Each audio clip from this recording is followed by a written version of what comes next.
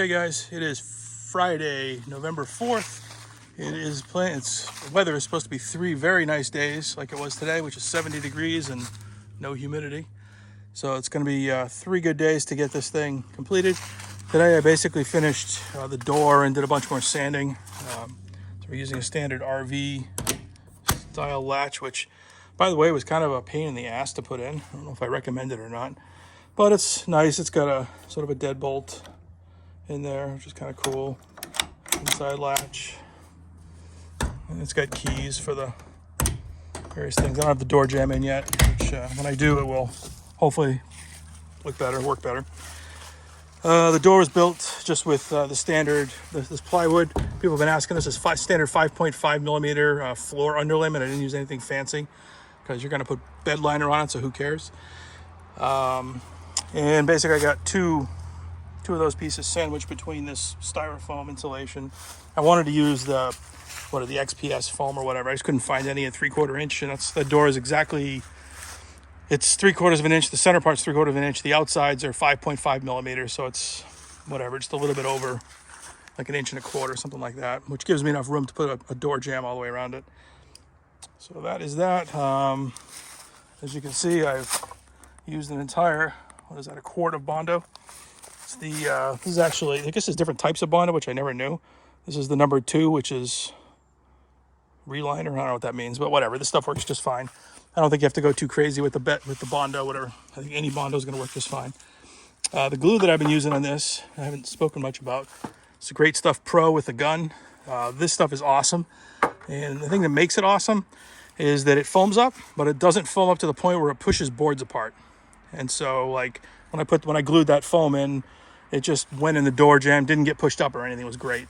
So it's great stuff. I'm pretty happy with that. So I still got a little bit of sanding to do. I'm going to get some joints like that I need to probably fix up. And I'm not going to go too nuts. I'll probably spend like a couple hours in the morning tomorrow.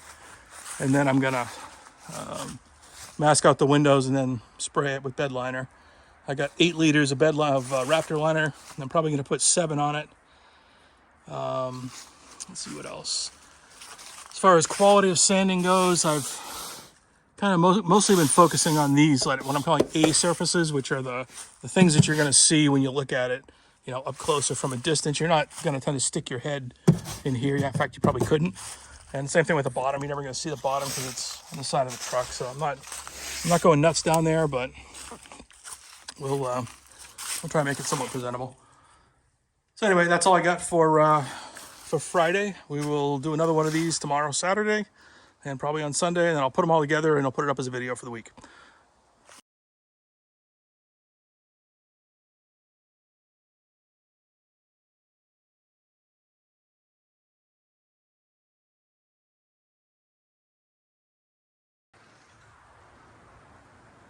Hey guys, it's Chris. It's Sunday morning, November something.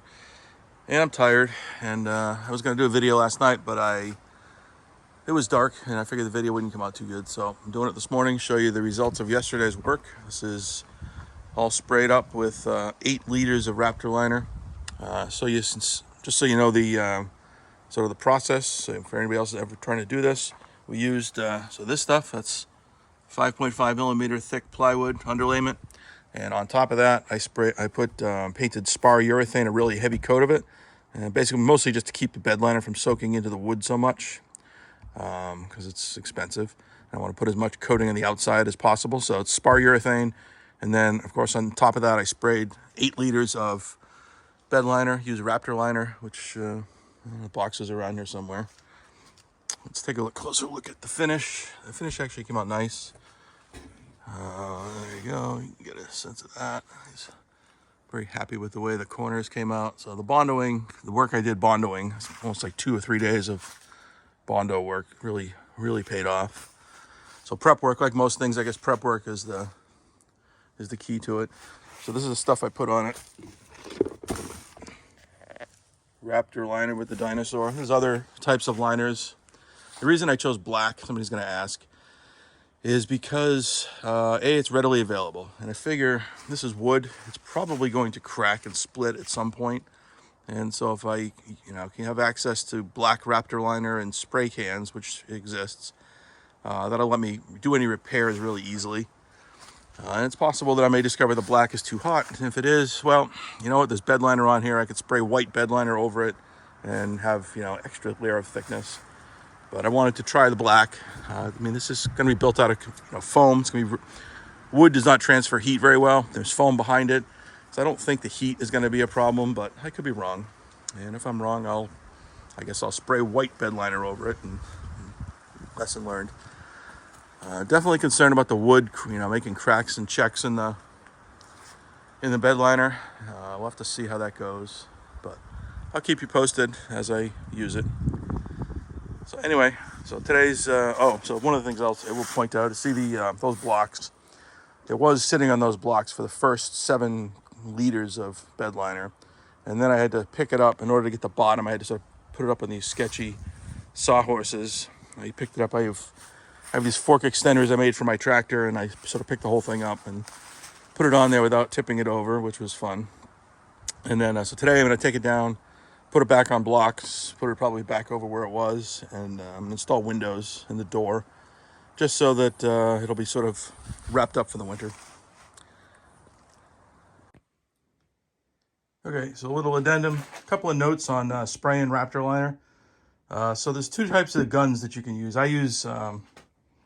I actually prefer this gun, but this is the gun that actually fits the bottle. If you'll notice, they have 2 different diameters. So this is the gun from Raptor liner. It's got the little U-pole thing on it. The tube is long enough to reach all the way to the bottom. I would say that I lost very little bed liner in the bottom of the bottle. So that worked pretty well. It doesn't come with that fitting. You need to provide it. And I had to put Teflon tape on this side and this side of the fitting to make it so it didn't leak. The texture that I'm spraying, actually the difference between these 2 guns, texture-wise, doesn't seem to be very much. And probably one of the reasons, and this is what comes out of it, probably one of the reasons because this compressor that I'm using, which is a Harbor Freight Tools kind of underwhelming compressor, basically runs the entire time. So it's probably possible that I'm only, blowing at like 90 PSI, 80 PSI when I do this. So I'm really only going to get one texture out of it. And if you have a better compressor, you might be able to do finer textures, or I suppose if you turn the air pressure down, coarser textures. I don't know. Anyway, that's just a little watch out. Make sure that you order the right gun that fits the bottle, because I had to spray some bed liner on my buddy's truck, and we had to use this one. And we ended up using blue painter's tape to tape it into the bottle. And that tube didn't reach all the way to the bottom. And so we ended up having to dump the bottles out into each other. So anyway, little tech tip. Okay guys, this is the final video. Part 3 of the weekend. Doors are on, windows are in. And well, it's basically, should be outside, ready to stay outside for the winter. I still have to do the door seal, which I haven't figured out how I'm going to do yet. That should be interesting. So the seal around the windows is, literally, I actually drilled some holes in there and put stainless steel screws. Big ass bead of this stuff, Lexel, which is really good sealant. I've had a chance to use it on some roofs and around chimneys. Like chimney flashing is really good. It's very, very flexible and doesn't really, it dries, but it doesn't dry hard. It actually dries really flexible. So let's so that's cool. This has let's see if these things work. And these are that's cool. So they'll stay propped open, and then I guess in theory they go back down. We've got some little latches here which I guess latch them up. Kind of cool.